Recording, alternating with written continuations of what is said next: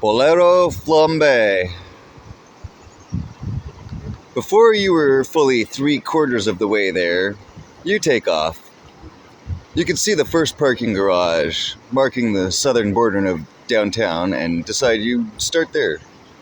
Up and down the stairs, wending your way around and over parked cars, and then back down to street level to explore. Your increased running speed frees your spirit, and you smile inwardly to yourself. And did a cartwheel without breaking pace. Smiling outwardly now, feeling accomplished, you were getting better at parkour and felt like trying some stunts for the first time. You run the outer perimeter of the garage and enter, after encircling the whole building. Daylight was starting its full swing for the day as the last drop of sun dripped up in the unseen distance outside of downtown. You begin encircling inside the garage, looking for stairs to the top, kicked off the wall of the open stairwell door frame up to the first quarter flight landing, where the stairs cornered off and turned. Gracefully grabbed the handrail to orbit the turn and kept going up without slowing down. Clearing 2 steps at a time, you chug up to the top without any more fancy footwork, but tripped at the very top, caught yourself in time to roll through the fall, and kept pace. Very few cars were parked in the garage, and only one at the top, on the other end of the lot. You dash over and roll across the car, testing yourself some more, then wrapped around and came to the ramp, gaining a little speed and losing your balance. You had to slow down and felt a little disappointed, but pressed on with peerless enthusiasm. You dash ahead of yourself with a graceful long stride, gliding hop, and cleared a dozen paces down the ramp. Land, and roll with the momentum, involuntarily jumping again as you clear the roll. Clearing 18 paces down the ramp, and landing hard, rolling around and around many paces, and stopping flat on your back. Your wallet bounced away from you and emptied part of its contents, a cell phone, and a green rupee you'd missed earlier.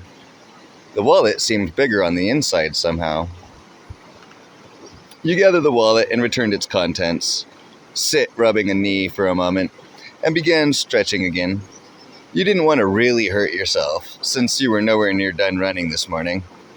No, by din, you were going to get this beloved running in, and take the time to explore downtown.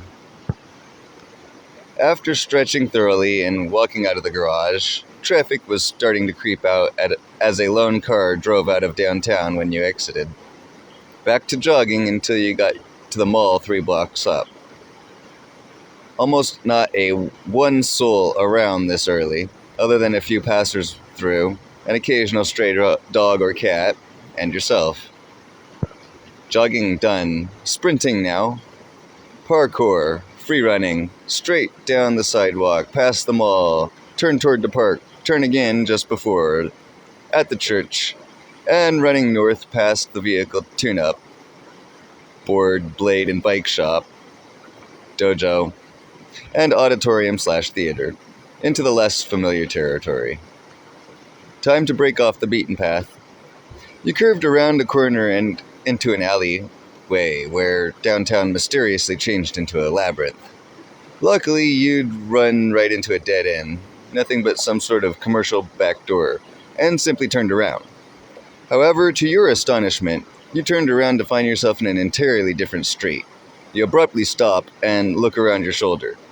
The dead end had also changed into a T intersection. You feel a sense of dread creep up your spine and look around to find some landmarks. You turned around twice, didn't know where you were, except that a Navi's curio shop was across the street from you and featured a crystal ball on a pole for a store sign. That stood out enough that sufficient confidence had returned. You had the courage you needed to finish your run. You take a deep breath and hold it for a moment, almost as if expecting something to come running out of the alley behind you.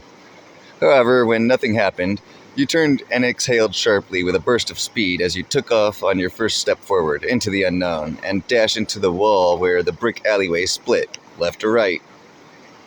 Then kicked off the wall with a left-hand turn into the magical labyrinthine alleyways of Hyrule Tropolis. You nearly collide with the parallel wall in the narrow alley and considered for a gleeful moment that you could probably wall kick your way through if you so desired, as you came to another three-way T-split. You take the left-hand path again and notice Navi's curio shop on your left-hand side in an alley transfer, almost stopping you dead in your tracks as you skid to a stop. You'd already cleared the corner, and when you turned around to look back out the exit, you saw another sight altogether. The Hylian Museum. Your jaw dropped, and you stood still, petrified. This was, at the very least, a familiar sight, so you were quickly confident again, knowing you'd be able to get home as long as you'd stuck to the streets and stayed well away from the alleys. You found a little courage and broke the paralysis, dashing out of the alleys. Now you find an additional surprise once you rounded the alleyway exit, only to bump into Impa and Zelda. You'd nearly collided with Impa, running so fast, but she had surprisingly lightning-fast reflexes for her age, and managed to dodge within a hair of a split second of making contact. You tried to correct yourself, expecting to rely on Impa intercepting your inertia. Rather than colliding into Impa as expected, you wound up losing your balance and tripping over yourself. You roll forward a pace and stop sideways on your ribs, looking up at Zelda's shins. Although her reaction seemed as if expectant, Impa was just as surprised to see you as you were to see her and Zelda. However, Impa was much more concerned and composed. Did you just come from that alleyway, young... Uh-oh. I need to edit that. Son of a gun.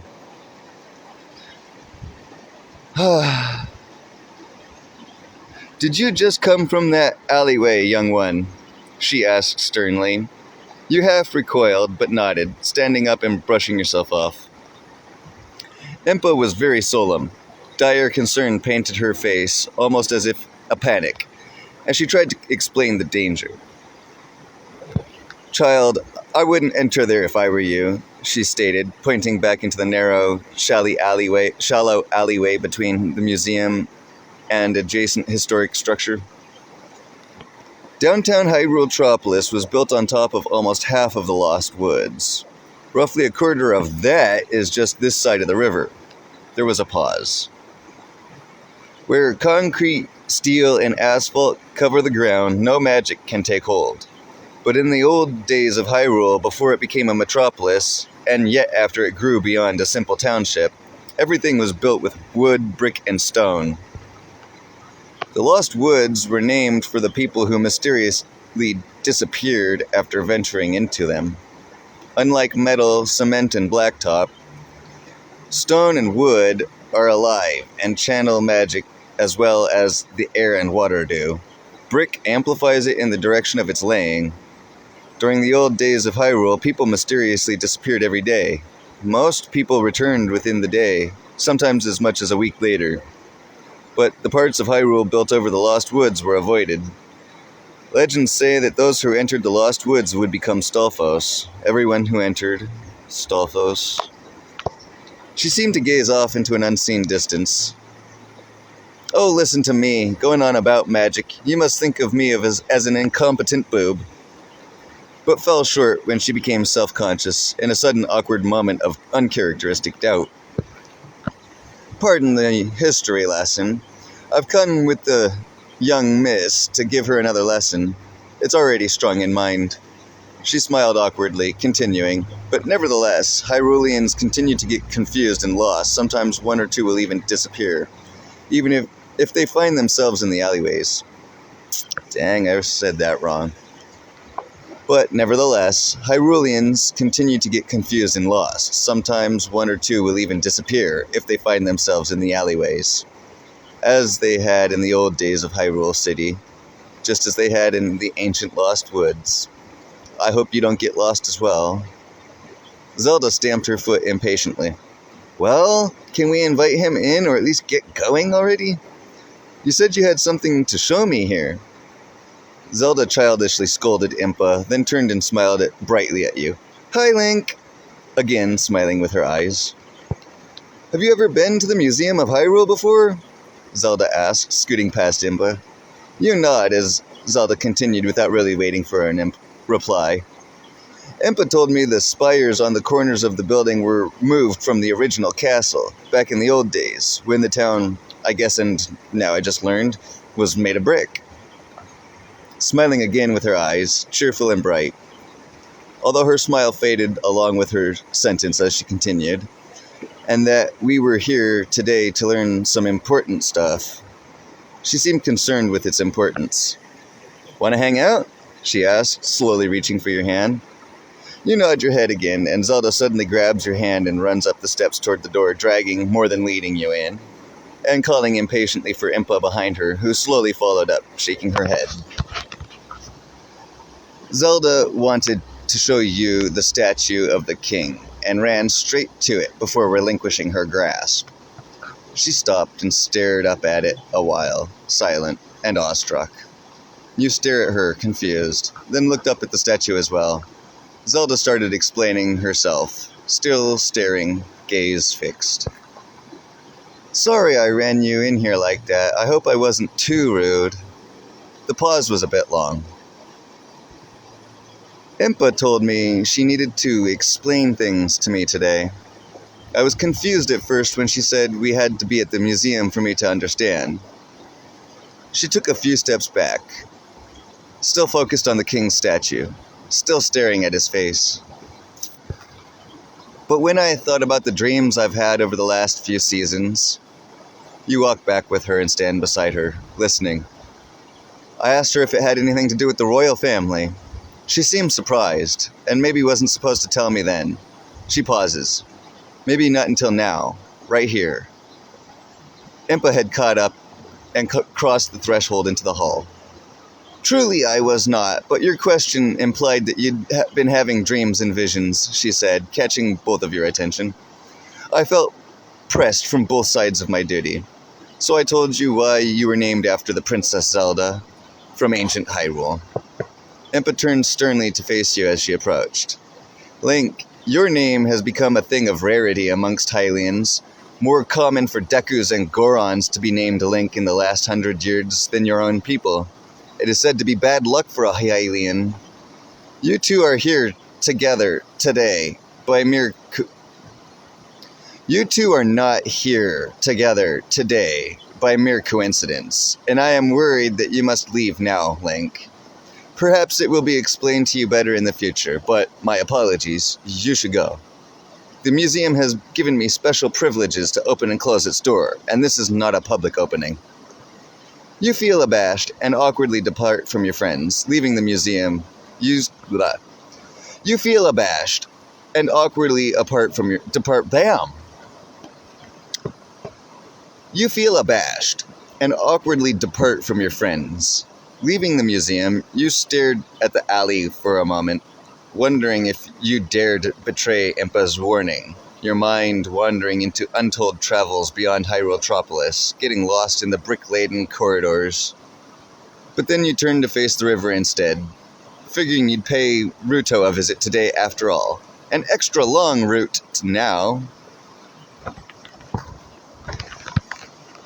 You were pretty tired from the long pause in this run, so you sat on the steps and took a breather, then got up after a few minutes and began stretching. You built your energy up quickly, warming up and then taking off immediately. No jog prep to start. You hear a call from behind you a moment later, but ignore it, and rounded the corner to run past the skate park.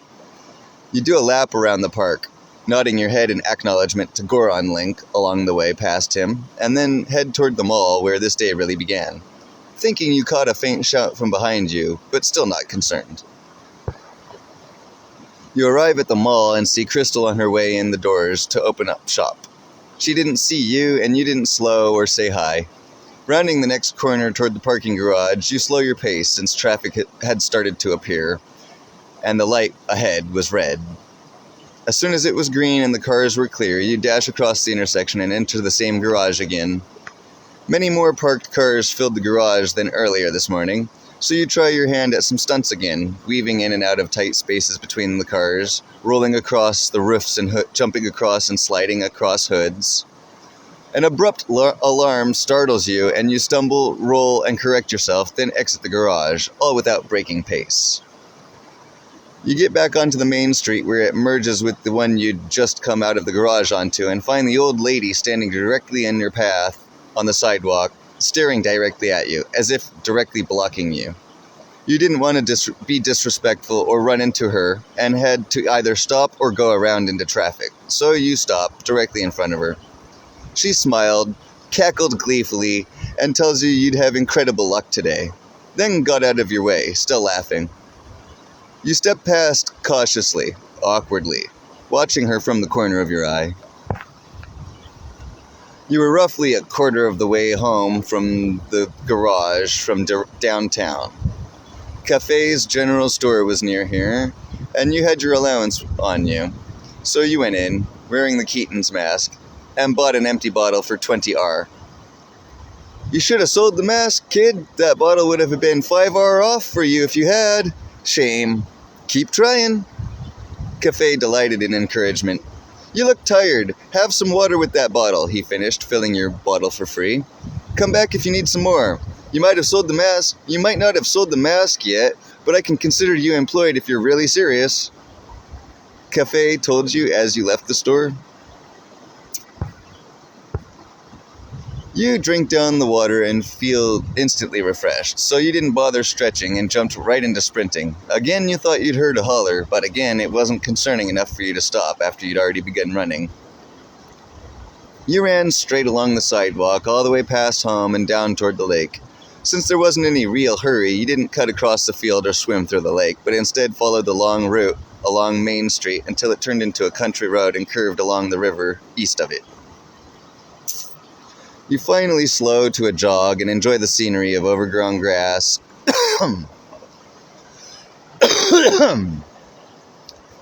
You finally slow to a jog and enjoy the scenery of overgrown grass and wide open fields at the city's edge. Your neighborhood was right there on the edge of civilization, between the rural country south of Hyrule and the downtown urban sprawl north of Lake Hylia. It had been a very exhausting run from downtown to your house. As the lake came into view, you knew your jogging was over, and walked the rest of the way to Ruto's house. Across the old covered bridge, where the river split the lake into two large bodies, Lake Hylia to the east and Lake of Ill Omen to the west of the fork. True locals, however, never separated the two bodies and considered them both to be one large lake. The impoverished Zoras, who lived in the coral and metal shanties built on top of an island in the west end of the lake, all say the same thing. That ill omen is nothing more than a spiteful insult directed at the homeless Zoras who were kicked out of their own homes generations ago. Even while the wealthy Zoras on the east banks continued to demean them and refer to their side as ill omen. As you exit the other end of the covered bridge, you clearly hear a desperate shout this time. Link, wait up! You finally realize Zelda has been following you all the way from the museum and calling after you the whole way. You turn around to the sight of a huffing and exhausted young Zelda, hunched over, trying to catch her breath, less than halfway across the bridge. And I thought Impa's training was intense. You're unreal. She looked up, eyes heavy from exhaustion. Link, She started, but hunched over again, breathing hard, still chasing her breath. You quickly crossed the bridge again, back toward her side, and lend a shoulder for her to lean on, smiling for her. Thanks, Link. I think we should find some place to talk. The way she emphasized talk suggested important matters, but you were still set on visiting Ruto. You nudged her toward town, looking in the general direction of Ruto's house. Zelda nodded, and you slowly walked together, the young Zora girls home in silence. Damn it. Zelda nodded, and you slowly walked together toward the young Zora. Damn it! Zelda nodded, and you the fucking goddamn hell, bitch, motherfucker!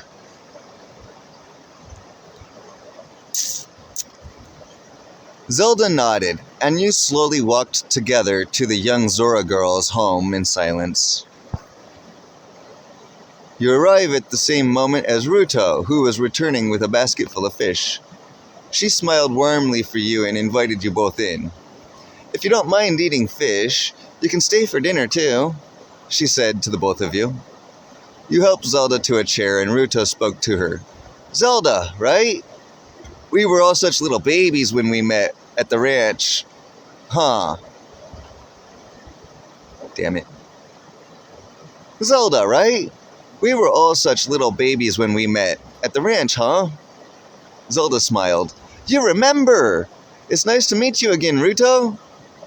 They smiled at each other, and Ruto asked if you'd stay for dinner. "I eat mine raw, of course, but I'll start a fire for you two to cook yours." Zelda thanked her, and Ruto got to work chopping up the fish and preparing them for the fire in an adjacent room. Zelda became serious. "Link," she initiated. You instantly gave her your undivided attention, hanging on her every word. Zelda fidgeted some before continuing. "Impa said my family is descended from the ancient royal family of Hyrule, and that I am a rightful princess." Overhearing this, Ruto was shocked and poked her head out of the kitchen, behind the both of you, staring at Zelda for a moment, unnoticed by either of you, as Zelda continued on. "She told me this morning before we ran into you. That's what she wasn't supposed to tell me. But it gets worse, Link." Ruto, flustered and anxious, darted her head back in and got straight to trying to ignore the story and focus on the fish. Zelda stood up. "Impa's always kept a close watch over me and taught me all kinds of important things and ways of taking care of myself. I used to think she was insane with her level of training and teaching and history lessons. But now I see why she did it all. She told me things today I'm not supposed to tell you, not anyone. But I know in my heart that I must. The right thing to do. I wonder if anyone knows what the right thing is. I feel this is right. You're going to save Hyrule." Ruto involuntarily quipped a stifled squeal and caught Zelda's attention, who started to blush. Zelda opened her mouth to make an excuse, but Ruto held up a fin and spoke to her. Ruto involuntarily quipped a stifled squeal and caught Zelda's attention, who started to blush. Zelda opened her mouth to make an excuse, but Ruto held up a fin and spoke on top of her. It's okay, Zelda. We have a lot more in common than you'd think. My parents adopted me when I was very little. They found me floating down the river not far from downtown. They waited till I was 10 years old to tell me that they found me in a basket, and that I was wearing the Zora's sapphire around my neck." This time it was Zelda who squealed. "Oh, so you are a princess to the Zoro people!" she happily exclaimed. "This is too good to be true. Link, do you know what this means?" You stare back with a vacant look. "Ugh," Zelda cried in sarcastic but genuine disgust. "Children!" and rolled her eyes. Ruto covered a laugh. Zelda tried to conceal sarcasm with a semi-serious tone. "Ruto can help you save Hyrule too." You hold up your hands and begin to back away. "You want to help us, don't you?" Now you were trapped, between yourself, your friends, and your heart. You didn't want to betray your friends, let alone all of Hyrule, but were scared that this was way too much for one kid to handle. "Don't worry, Link, you'll always have your friends to count on," Ruto encouraged, though you looked worried still. "Yeah, we'll be there with you every step of the way, helping however we can," Zelda finished. It seemed as if it was already decided, and you could see there was no fighting it. Finally, you confidently nod with your hands on your hips. Both girls ran up and hugged you, knocking all three of you to the floor.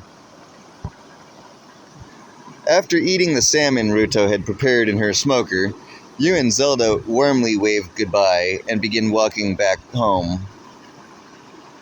"I live on the north side of the downtown area. Do you think you could walk me home?" Zelda asks, as you cleared the covered bridge for the 4th time today. "I managed to lose Impa after I lost sight of you, and found you again in the skate park," she giggled. "I can't expect her to know where I am and show up in the van. Besides, After taking off on her like that, I don't want to call her and rush into trouble either.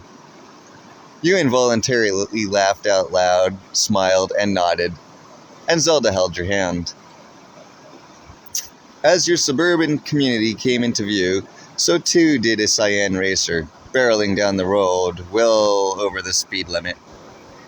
It barely made it past you and Zelda before the squealing of rubber could be heard and the driver slammed on the brakes. The car peeled out and swerved around toward the both of you, halted, then peeled out, spun around one full circle, and sped off.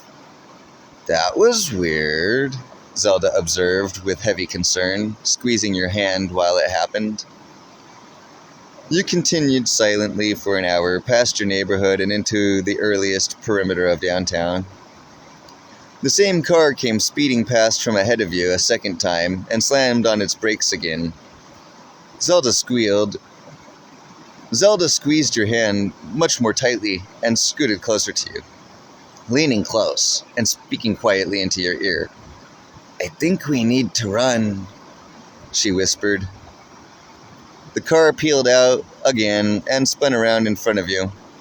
You kept walking slowly as the driver and passenger opened their doors. You trudged past the car and the driver called out, Hey, where do you think you're going? You're not going to walk past us and ignore us like that. You kept walking slowly, and the passenger spoke up. Yeah, see, you're in our territory now. You were saw walking out of the suburbs like, that's our turf now. Walkers gotta pay us racers to walk on our race courses. He was referring, of course, to the streets themselves. You had walked just far enough and needed to run now. Hey, get back here, the driver yelled, prompting you to tug on Zelda's hand as if to say now, and then bolted. Hey, get them, the driver shouted some more.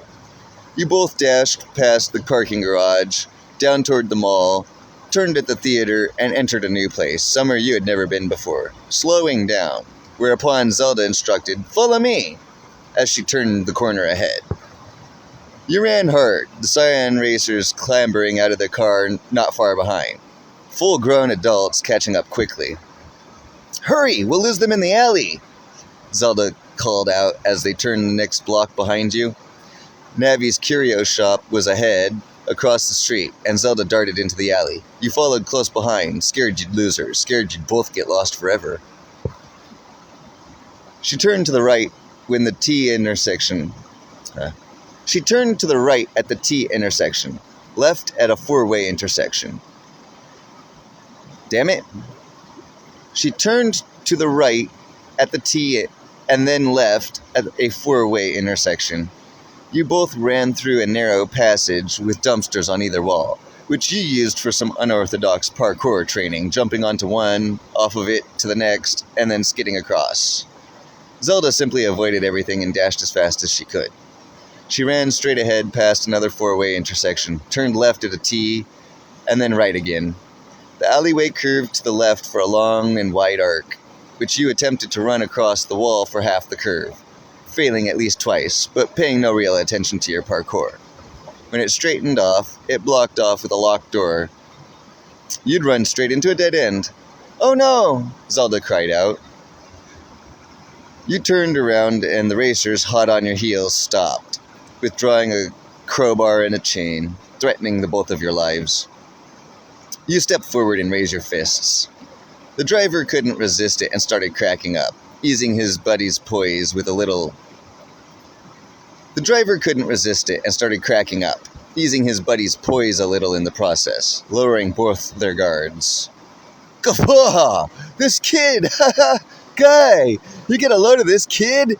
Thinks they can protect their girlfriend, like, against the both of us? I like you. You got guts, kid. The passenger raised the crowbar high above his head to strike you. The driver dropped the chain and held his hand out, blocking the crowbar. Wait, this kid could join us. What do you say? Let's give him a chance to prove himself. Oh, that's another one. Oh, I have so many mistakes yet. Wait, this kid could join us. What do you say? Let's give them a chance to prove themselves. Then raised his fists as well.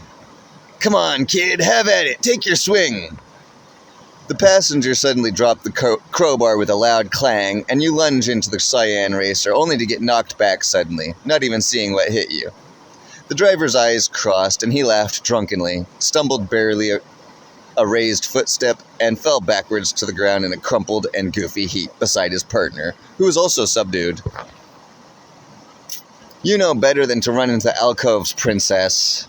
Escort your friend inside. You're both lucky I showed up at home when I did, Impa scolded from the outer perimeter of the alleyway alcove, beyond the threshold which she would not cross. She was carrying a wooden sword and shield, presumably used to knock the cyan racers unconscious. Follow Zelda. She'll instruct you to wait for me. I've contacted your mother, and you'll be staying with us for a while. Zelda ran ahead toward her home in this new neighborhood, which had been replaced. Which had replaced the curving alcove. You hesitate briefly, but followed. The princess. Impa halted you momentarily, holding out her hand. One more thing, Link, these are difficult times. It's dangerous to go alone. Take these. You swallowed hard, take the sword and shield, bow politely toward Impa, and turn to follow Zelda, jogging to catch up. Zelda and Impa lived in a simple home, 2 stories and a basement.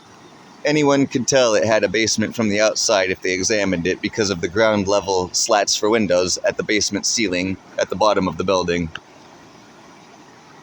Zelda was standing on the bottom step waiting for you to catch up. Come on, Link, I'll show you around.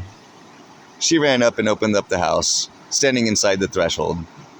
You casually follow her up, but before you knew it, Zelda had your hand and was ushering you through the living room, while pointing out and naming Impa's decorative Sheikah weapons and impressive Garudian sword.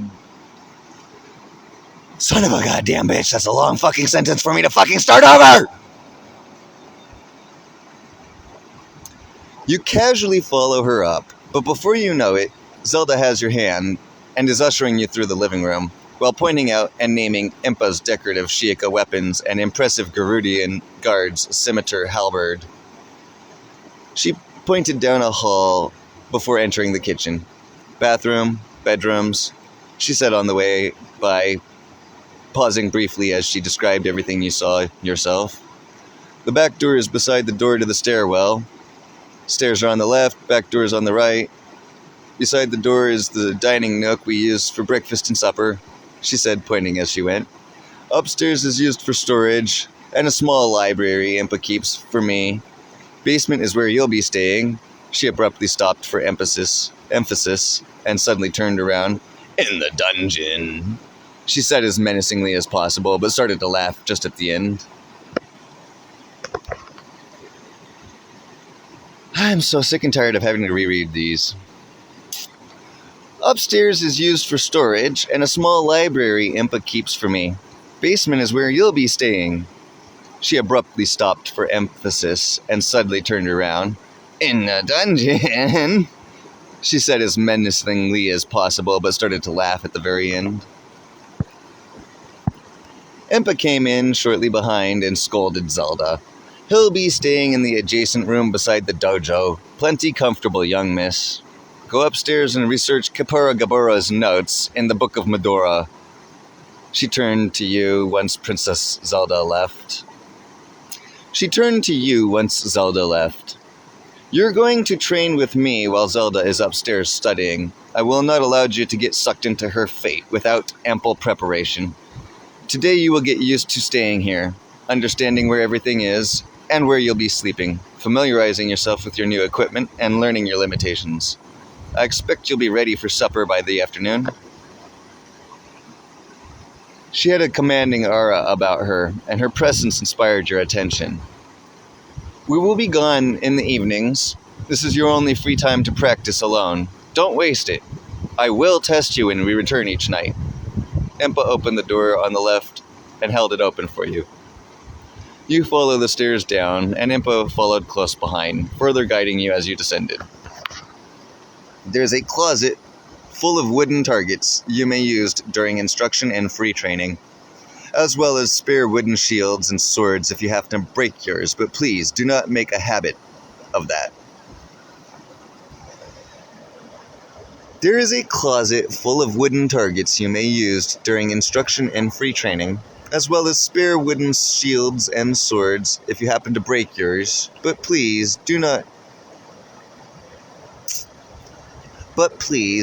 do try not to make a habit of that. But please, do try not to make that a habit. It's not good practice to enter combat with broken equipment. She indicated to a mirror wall. Your room is located at the far end behind the dojo.